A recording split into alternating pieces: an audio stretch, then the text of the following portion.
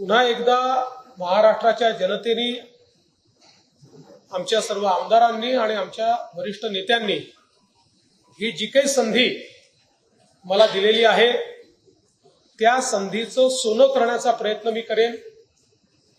एक नागपूरकर म्हणून नागपूरकरांची मान नेहमी उंच राहिली पाहिजे की आपला प्रतिनिधी हा महाराष्ट्राचं नेतृत्व करताना महाराष्ट्रामध्ये आमूलाग्र बदल घडवतोय, अशा प्रकारची एक उंची या ठिकाणी गाठता यावी। आणि हे सगळं करत असताना पारदर्शी प्रामाणिकतेनं सरकार चाललं पाहिजे, हा जो पहिलेपासून माझा आग्रह असतो त्या आग्रहावर टिकून महाराष्ट्राला पुढे नेण्याचा प्रयत्न मी करणार आहे। येणारी आव्हानं खूप आहेत।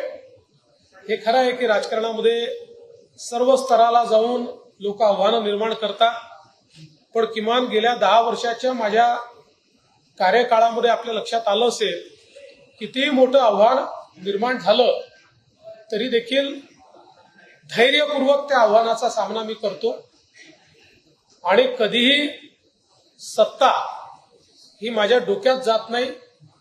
कारण ज्या विचारांनी मी राजकारणामध्ये आलो त्या विचाराने सत्ता हे सेवेचं माध्यम आहे हेच मला शिकवलेलं आहे। त्यामुळे पुढे देखील कधीही सत्ता माझ्या डोक्यात जाणार नाही हा विश्वास आपल्या सर्वांना मी देतो।